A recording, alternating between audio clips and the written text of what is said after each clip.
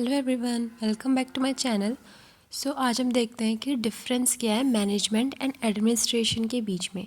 ठीक है, तो मैनेजमेंट तो मैंने अपनी 2-3 वीडियो में तब से बताया है, तो आपको समझ में आ ही गया होगा। एडमिनिस्ट्रेशन को जानने की यहाँ पे ज़्यादा ज़रूरत है। तो मैनेजमेंट क्या होता है, पहले दोनों की डेफिनेशन देखते हैं। Management is a process of getting work done with the aim of achieving the goals of an organisation in an effective and efficient manner.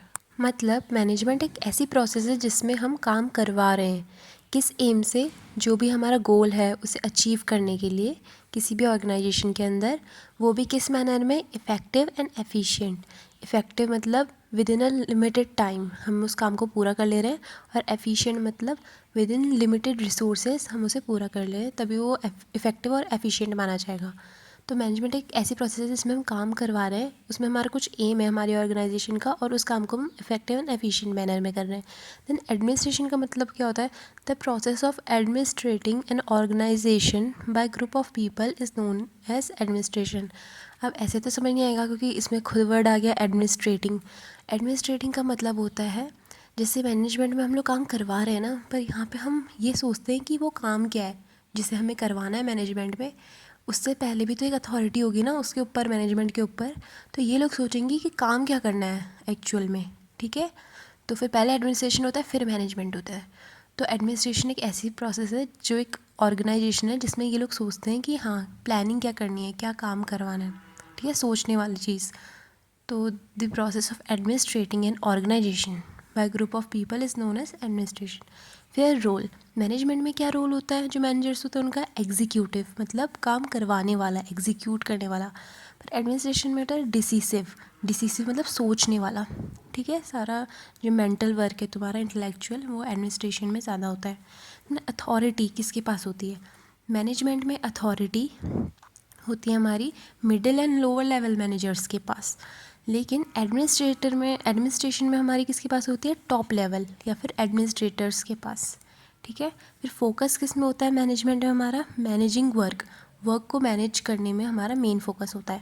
Administration में हमारा मेन फोकस होता है managing but allocation of limited resources. मतलब इन लोगों को सोचना है ना, तो ये देखेंगे कि मैनेजमेंट ऐसे कैसे करें हम कि वो लिमिटेड रिसोर्सेज में भी हो जाए, इफेक्टिव और एफिशिएंट वे में भी हो जाए। ठीक है, तो ये वही है, सोचने वाली चीज़ें सारी यहाँ पे। अब मैनेजमेंट में हमारा की पर्सन कौन होता है, ऑब्वियस सी बात है मैनेजर होगा। और एडमिनिस्ट्रेटर किस में होगा, एडमिनिस्ट्रेशन में। देन कंसर्न विद, किससे कंसर्न रहता है जो हमारा मैनेजमेंट है, वो है पॉलिसी को इम्प्लीमेंट करने में, पॉलिसी इम्प्लीमेंटेशन में। लेकिन एडमिनिस्ट्रेटर्स क्या करते हैं, पॉलिसी फॉर्मुलेशन करते हैं। ठीक है, वो पॉलिसी को बनाते हैं एडमिनिस्ट्रेटर्स, मैनेजर्स उनको इम्प्लीमेंट करवाते हैं। अब ये रिप्रेजेंट कौन करवाता है, जैसे कि मैनेजमेंट में एम्प्लॉय, वो ये सब चीज़ें रिप्रेजेंट करवा रहे हैं, जो भी इम्प्लीमेंटेशन वाला काम हो रहा है वो सब एम्प्लॉय कर रहे हैं। लेकिन एडमिनिस्ट्रेटर में एडमिनिस्ट्रेट कौन कर रहा है एडमिनिस्ट्रेशन में, तो वो है ओनर। तो क्योंकि एडमिनिस्ट्रेशन ऊपर है ना मैनेजमेंट के, तो ओनर तो वहीं पे होंगे ना, टॉप लेवल वाले। तो इतना ही डिफरेंस था इन दोनों में। उसके बाद हम देखते हैं मैनेजमेंट की प्रोसेस डिटेल में। तो मैनेजमेंट की प्रोसेस में हमारी 5 चीज़ें आती हैं, planning, organising, staffing, directing and leading, controlling and coordinating. Coordinating के अंदर ही बजटिंग या रिपोर्टिंग आता है। ठीक है, तो इन सब को आप कैसे याद रख सकते हो, मैंने एक निमोनिक बनाया है, POSDCC। तो पूड़ी और सब्जी दही, C²। पूड़ी और सब्जी दही, C²। या फिर पूड़ी और सब्जी दे दो, C²। ठीक है, P से हो गया प्लानिंग, O से हो गया ऑर्गेनाइजिंग, S से हो गया स्टाफिंग, D से हो गया डायरेक्टिंग एंड लीडिंग, C² मतलब कंट्रोलिंग एंड कोऑर्डिनेटिंग या फिर कोऑर्डिनेशन। तो सबसे पहले हम देखते हैं प्लानिंग क्या होती है। अब प्लानिंग जो है ना बहुत ज़्यादा इंपॉर्टेंट फंक्शन है, क्योंकि प्लानिंग का मतलब क्या होता है, डिसीजन मेकिंग।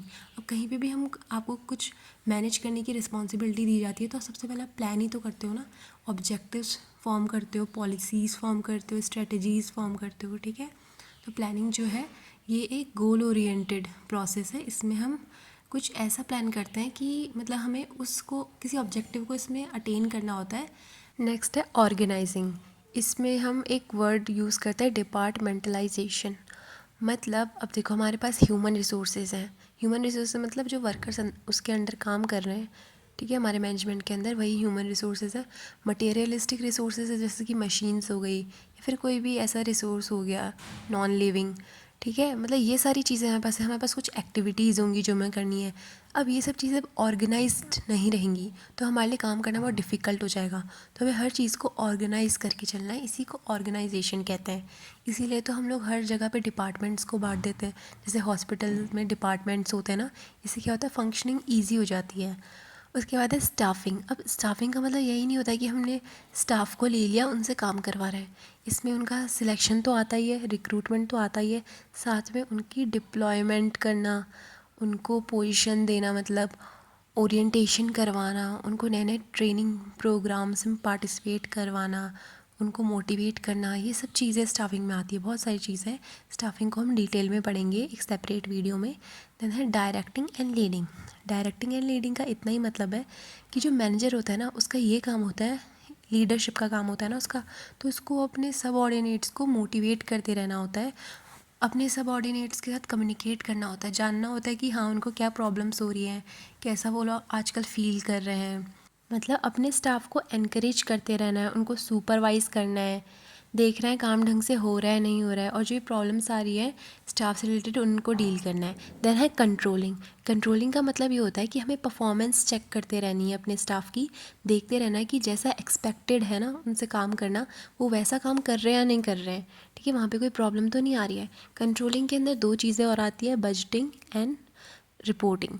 बजटिंग मतलब सारे फाइनेंशियल चीज़ें देखना, उनको जो वेजेस देनी है हमने या फिर किसका पैसा कहीं अटक रहा है, तो ये सारे बजटिंग के प्लान्स वगैरह बनाना, कितना पैसा लगेगा, ठीक है। और रिपोर्टिंग क्या होता है, रिपोर्टिंग एक ना मेथड है, मतलब मेथड या फिर मीडियम कह सकते हैं कम्युनिकेशन का, जिसमें स्टाफ और जो उनके हेड हैं वो आपस में कम्युनिकेट करते हैं, कोई भी प्रॉब्लम आ रही है तो उसको सामने रखते हैं। और स्मूथ फंक्शनिंग के लिए बहुत ज़रूरी होता है किसी भी ऑर्गेनाइजेशन में रिपोर्टिंग करना, ठीक है।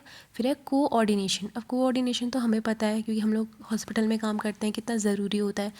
जब हर एक डिपार्टमेंट के बीच में कम्युनिकेशन रहेगा, एक अच्छा कोऑर्डिनेशन रहेगा, सब लोग मिलजुल के काम करेंगे, तो जो ऑब्जेक्टिव हैं वो जल्दी अटेन हो जाएंगे हमारे ऑर्गेनाइजेशन के। So that's all for today, hope you like my video. Okay bye.